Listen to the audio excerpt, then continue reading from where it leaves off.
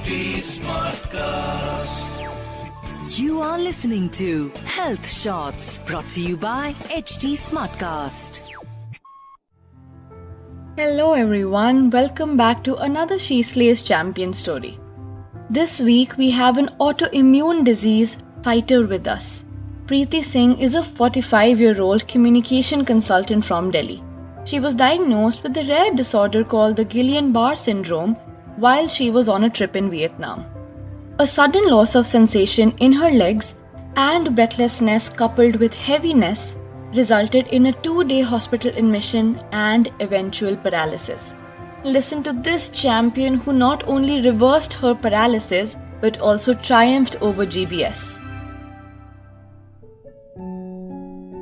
Hi, my name is Preeti Singh. I'm 45 years old. I live in Noida and I'm a survivor of Guillain-Barre syndrome, a rare autoimmune disorder. I work as a communications consultant. I grew up in a small town in UP called Barre, and our childhood was a lot of fun and we were surrounded with a lot of love. I must say that I belong to a very liberal and very loving family who have always supported me no matter what. Though I never had any major illnesses while growing up, but I was often falling sick or falling down or getting hurt and suffered from terrible allergies, but nothing major while I was growing up.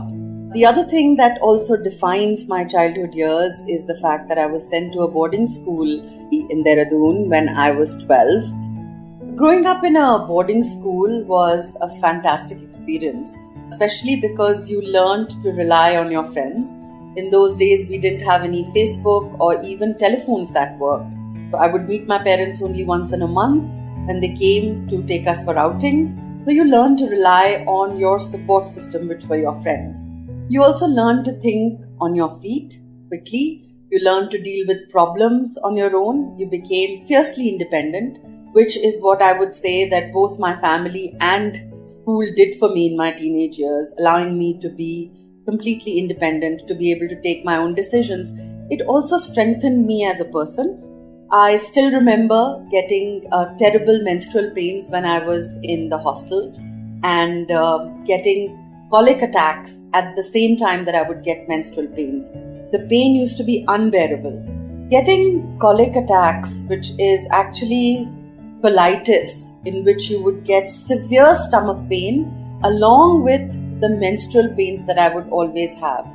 I grew up having terrible menstrual pains to the point that sometimes I used to have to even take an injection for the pain, often led to people giving me really strange solutions for it. So though I did consult doctors at that time and they said that it would go away, in time itself, but the pains seemed to stay beyond my teenage years. I got diagnosed very strangely and also very luckily, many miles away from home. I was in Vietnam on a holiday with my sister. We were on a cruise boat when the first symptoms appeared, the first serious symptoms. I had been feeling exhausted for many days before that, and I kept thinking that it was because of my hectic work schedule. I was traveling a lot before we left for our holiday. I was doing a lot of hectic meetings, so I ignored the feeling of exhaustion. But on that cruise boat that day, I started feeling as if my toes and fingertips were tingling. I had the worst headache that I've ever had, to the point that I had to put iced. And at the same time, I kept feeling that my legs were getting heavier and heavier. It was getting more and more difficult for me to lift my legs every time I had to take a stair or go out on the balcony. And I put it down to maybe eating something bad. That is how the first symptoms started. The next day, we were going back to Hanoi, and I remember feeling worse by the time we reached Hanoi, to the point that then I asked my sister to take me to a hospital. We were lucky that we managed to find a great hospital out there recommended by a friend, which is the Vinmec Hospital. By the time I was in hospital, that was the last time actually that I walked on my own. Within the next few hours, I found it difficult to move my legs, and I started complaining of not being able to breathe and not being able to swallow. And that was when things started getting really bad. A lot of people thought that it was just anxiety, and I was told to calm down, that I was in a foreign country. But I think it pays to know your body, because I knew that there was something seriously wrong with me, that this was not what is normal for my body. So I insisted that a doctor have a look at me, that a specialist have a look at me. And luckily, my sister asked them to keep us overnight for observation because we were in a foreign country and we couldn't have done much in terms of being able to come back again at night. That decision saved my life, and the fact that there was a doctor, miraculously, who heard me complain about these symptoms, who suddenly asked to have a look at me and immediately checked my feet for responses and did a nerve conduction test to follow. He said he suspected GBS, which is the short form of Guillain-Barre syndrome, and he did spinal tap, which is the only way to confirm a diagnosis of GBS. GBS or Guillain-Barre syndrome is a rare autoimmune disorder that affects 1 or 2 people in 100,000 globally. It has no known cause, at least medical fraternity is not agreed on a cause for GBS, and it has no known cure. What it does is, it attacks the peripheral nervous system. Your own immune system starts attacking your peripheral nerves. There are various causes that people attribute to GBS, but the medical fraternity is not agreed on any one. It could be because of a remnant infection in the body, or it could be because of a certain bacterial infection in the respiratory tract or the gastrointestinal tract. But other people also believe that it happens from vaccinations or from eating undercooked poultry. No one in my family or my friend circle or in the circle of colleagues that I had at that time had ever heard of GBS. There are 2 basic modes of treatment which do not cure GBS, but which slow down the symptoms or arrest the symptoms from spreading further. One is IVIG, which is injecting healthy immunoglobulins into the patient, and the other is plasmapheresis, in which it's like a dialysis process in which your plasma is cleaned and sent back into your body. The problem is that the one which is supposed to be more effective, which is IVIG, is very, very costly, and not everyone can afford that treatment. I remember that I was diagnosed in Hanoi, and the doctors there were extremely aggressive in treating my GBS, which is why I got very lucky and I don't have lasting effects from the disease. And also, apart from the IVIG and the plasmapheresis, which I again got in Delhi, separate organs were treated by separate doctors. In the ICU, I would suddenly have different complications that would arise almost on a daily level. It would be suddenly my intestines would become lazy or stop working, and my stomach would bloat up, and the gastro team had to come and address that problem. When I was diagnosed initially, I also had a collapsed lung. I had severe pneumonia, and my oxygen levels, which for healthy humans are supposed to be above 95, had fallen to almost 40 in Hanoi. So I had a severe lack of oxygen in my blood as well. So all this had also caused an imbalance of nutrients like potassium and calcium and sodium, which were also the corrective measures the doctors had to take. Neurologists and pulmonologists are usually the ones who are at the top of the hierarchy of doctors treating GBS, because those are the 2 most serious issues that you have to deal with. I remember one particular incident when I almost gave up. I remember it was one of those times when I was under the influence of a lot of medicines, and it was frustrating, and I suddenly started pulling my tubes and all the tubes that were feeding me. I tried to just move my arms and tried to pull those tubes out from my neck and my arms, and causing great concern in my doctors and my siblings who were always there with me. And I remember at that time, the only thing that helped was the fact that I thought about everything that I had to lose, which is not in terms of material possessions, but in terms of every person who had worked so hard to get me up to that point.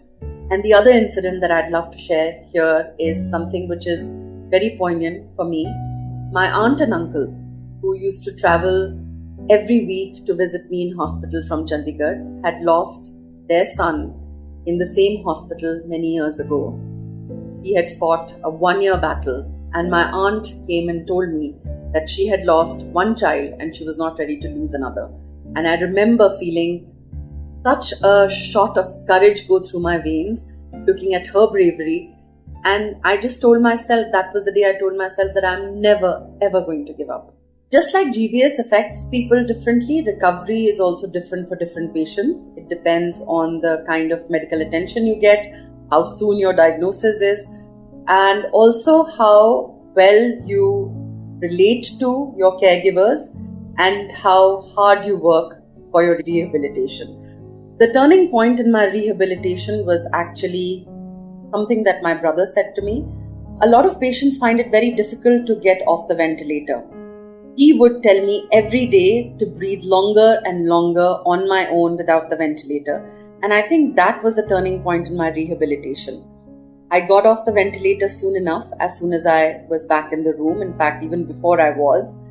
And that started a long period of recovery. Physiotherapy is key in GBS because you have to learn to do everything again. As I said, I spent 2 months in the hospital. Then I spent 1 entire month being confined to a hospital bed at home when I still couldn't move. And after that, it was slow moving definitely, but also slow and steady, because I would have a physiotherapist who would work with me, who taught me how to walk again, who taught me how to sit up again, to get up from low surfaces, to take stairs, and that helped. Looking back and seeing how far I've come, I'm extremely proud of myself. I think one thing I would like to say is that you never know how strong you are till being strong is the only choice you have. It's become one of my favorite quotes, and it is something that helped me get through the toughest time.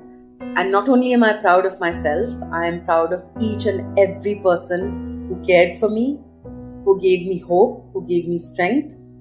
I'd just like to say this to everyone who's listening in today, that never let your illness define you.